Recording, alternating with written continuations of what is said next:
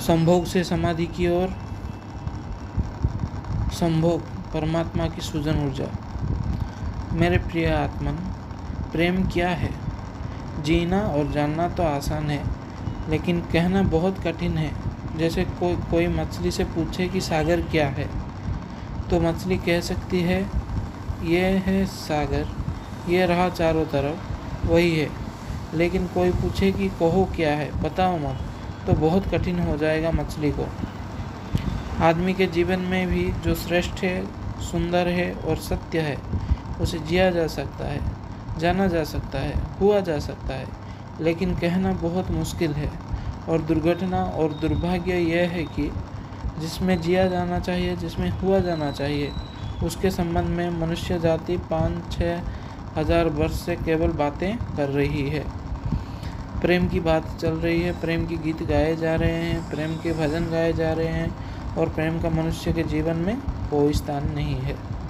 अगर आदमी के भीतर खोदने जाए तो प्रेम से ज़्यादा असत्य शब्द दूसरा नहीं मिलेगा। और जिन लोगों ने प्रेम को असत्य सिद्ध कर लिया है, जिन्होंने प्रेम की समस्त धाराओं को अवरुद्ध कर दिया है, और बड़ा दुर्भाग्य यह है कि लोग समझते हैं वे ही प्रेम की जन्मदाता भी हैं। धर्म प्रेम की बातें करता है, लेकिन आज तक जिस प्रकार का धर्म मनुष्य जाति के ऊपर दुर्भाग्य की भांति छाया हुआ है, उस धर्म ने ही मनुष्य के जीवन से प्रेम के सारे द्वार बंद कर दिए हैं।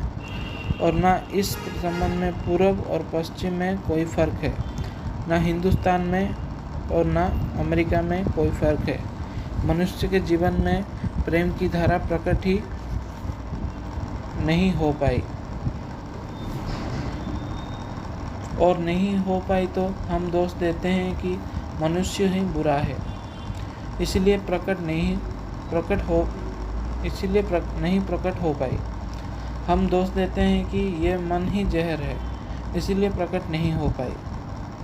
मन जहर नहीं है, और जो लोग मन को जहर कहते रहे हैं, उन्होंने ही प्रेम की जहरीला कर दिया है, प्रेम को प्रकट नहीं होने दिया है। मन जहर हो कैसे सकता है? इस जगत में कुछ भी जहर नहीं है। परमात्मा के इस सारे उपक्रम में कुछ भी विष नहीं है, सब अमृत है।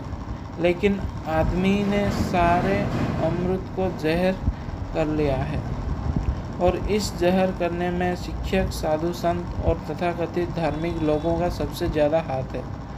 इस बात को थोड़ा समझ लेना ज़रूरी है, क्योंकि अगर ये बात दिखाई ना पड़े तो मनुष्य के जीवन में कभी भी प्रेम भविष्य में भी नहीं हो सकेगा।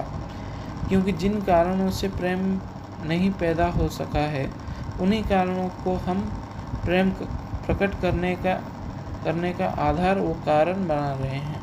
हालत ऐसी है कि गलत सिद्धांतों को अगर हजारों वर्ष तक दोहराया जाए तो फिर हम ये भूल ही जाते हैं कि सिद्धांत गलत है, और दिखाई पड़ने लगता है कि आदमी गलत है, क्योंकि उन सिद्धांतों को पूरा नहीं कर पा रहा है। मैंने सुना है एक सम्राट के महल के नीचे से एक पंखे बेचने वाला गुजरता था और जोर से चिल्ला रहा था कि अनूठे और अद्भुत पंखे मैंने निर्मित किए हैं। ऐसे पंखे कभी भी नहीं बनाए गए, ये पंखे कभी देखे भी नहीं गए हैं। सम्राट ने खिड़की से झांककर देखा कि कौन है जो अनूठे पंखे ले आए हैं। सम्राट के पास सब तरह के पंखे थे, दुनिया के कोने कोने से में जो मिल सकते थे। और नीचे देखा गलियारे में खड़ा हुआ एक आदमी साधारण 2-2 पैसे का पंखा होंगे और चिल्ला रहा है कि अनूठे अद्वितीय पंखे।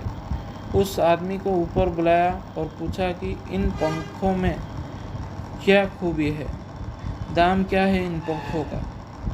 उस पंखे वाले ने कहा कि महाराज, दाम ज़्यादा नहीं है, पंखे को देखते हुए दाम बहुत कम है, सिर्फ 100 रुपया का पंखा है। सम्राट ने कहा, 100 रुपया? ये 2 पैसे का पंखा जो बाजार में हर जगह मिलता है, और 100 रुपया दाम इसका, क्या है इसकी खूबी? क्या है इसकी खूबी? उस आदमी ने कहा, खूबी, ये पंखा 100 वर्ष चलता है, 100 वर्ष के लिए गारंटी है, 100 वर्ष से कम में खराब नहीं होता है। सम्राट ने कहा, इसको देखकर तो ऐसा लगता है कि ये सप्ताह भी चल जाए पूरा तो मुश्किल है। धोखा देने की कोशिश कर रहे हो, सरासर बेईमानी, और वो भी सम्राट के सामने। उस आदमी ने कहा, आप मुझे भली भांति जानते हैं। इस गलियारी में मैं रोज पंखे बेचता हूँ। 100 रुपया दाम है इसके, और अगर 100 वर्ष ना चले तो जिम्मेदार मैं हूँ। रोज़ तो नीचे मौजूद होता हूँ, और फिर आप सम्राट हैं, आपको धोखा देकर जाऊँगा कहाँ? वो पंखा खरीद लिया गया। सम्राट के विश्वास तो ना था, लेकिन आश्चर्य भी था कि ये आदमी सरासर झूठ बोल रहा है। किस बल पर बोल रहा है? पंखा 100 रुपया में खरीदा लिया गया और उससे कहा कि 7वें दिन तुम उपस्थित हो जाना। 2-4 दिन में ही पंखे की डंडी बाहर निकल गई। 7वें दिन तो वो बिल्कुल मुर्दा हो गया। लेकिन सम्राट ने सोचा कि शायद पंखे वाला आएगा नहीं, लेकिन ठीक समय पर 7वें दिन वो पंखे वाला हाजिर हो गया और उसने कहा, कहो महाराज। उन्होंने कहा, कहना नहीं है, ये पंखा पड़ा हुआ है, टूटा हुआ।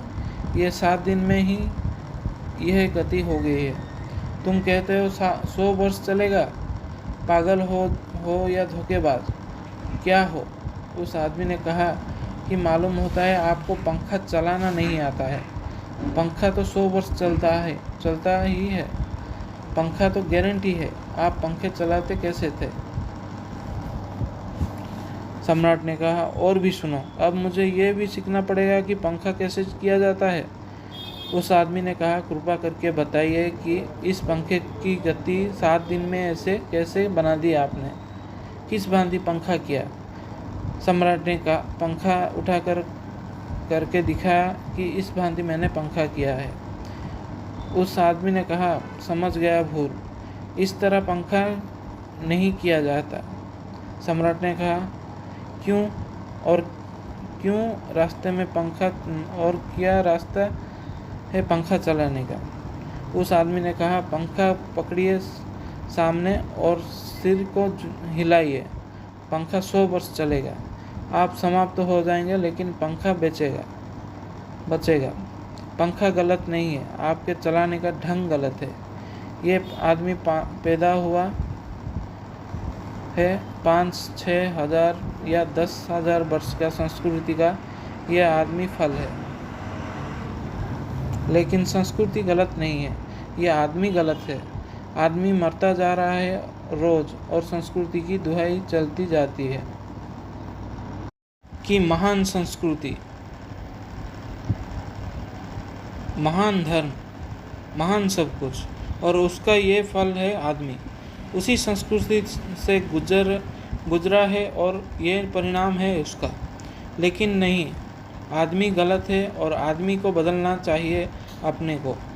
और कोई कहने की हिम्मत नहीं उठाता है कि कहीं ऐसा तो नहीं है कि 10,000 वर्षों में जो संस्कृति और धर्म आदमी को प्रेम से नहीं भर पाए, वो संस्कृति और धर्म गलत हो।